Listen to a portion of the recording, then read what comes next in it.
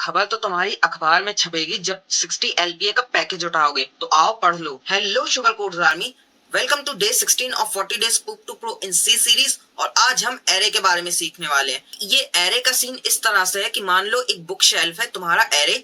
उस book shelf में हर shelf में एक एरे एलिमेंट है और उस शेल्फ में तुम्हारा डेटा वैल्यू रखा गया है। हर शेल्फ का अपना एक यूनिक इंडेक्स होता है जिसे तुम डायरेक्टली एक्सेस कर सकते हो।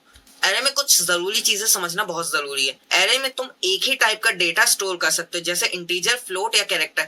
तुम्हें अपने डेटा को ऑर्गेनाइज करना हो तो एरे सबसे एफिशिएंट तरीका है, क्योंकि डायरेक्ट एक्सेस के लिए इंडेक्स का यूज कर सकते हैं।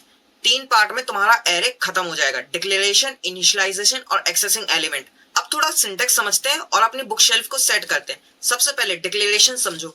तुम्हें डेटा टाइप स्पेसिफाई करना होता है और साइज सेट करना पड़ता है। तुमने इंट डाला, फिर उसके बाद तुमने अपने एरे को नाम दिया और बड़े ब्रैकेट में तुमने उसका साइज डिफाइन कर दिया कि इसके अंदर तुम इतने एलिमेंट्स डालने वाले हो। चलो, तो एरे डिक्लेरेशन तुम समझ गए। अब एरे को इनिशियलाइज कैसे करते हैं वो समझो। एरे को इनिशियलाइज करने के काफी तरीके हैं। तुम्हें अपने डेटा को स्पेसिफाई करना होता है। अब सबसे पहला आता है फुल इनिशियलाइजेशन। सभी एलिमेंट को वैल्यूज दे दो, यानी अगर तुमने 5 एलिमेंट के साइज का एरे बनाया तो पांचों की पांचों वैल्यू डाल दो।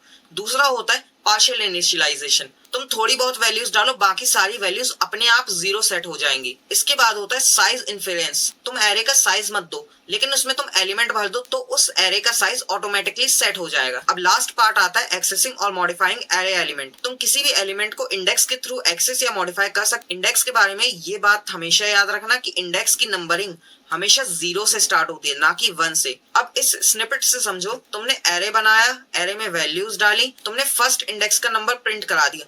अब इसको मॉडिफाई कैसे करना है? अगर तुमने प्रिंट करा दिया तो जैसे प्रिंट कराया है इज इक्वल्स टू में नई वैल्यू डाल दो। इसके साथ एक एरर बहुत कॉमन है जो बहुत आता है। ये एरर है array out of bounds access. Out of bound का मतलब होता है जब तुम अपनी औकात के बाहर जाने लगो। एरे की साइज से ज्यादा का तुम इंडेक्स डाल दो और तुम उसका एक्सेस करना चाहो तो जो चीज होगी ही नहीं वो कहां से एक्सेस होगी। अब तुम लोग इतने लायल रहे हो तो टिप देनी तो बनती है। एरे को एक्सेस करने के लिए तुम लूप का यूज कर सकते। तुम लूप से एफिशिएंटली सारे एलिमेंट्स को प्रोसेस कर सकते हो। एरे एलिमेंट्स को डायनेमिकली इनपुट कराने के लिए तुम स्कैनएफ और लूप का यूज कर सकते हो। तो आओ यार, अब बारी है तुम्हारी बुद्धि आजमाने की। आंसर करो इस स्निपेट का और भर दो कमेंट सेक्शन। टेंशन नहीं लेने का, तुम्हारे कोड को करना है ऑसम।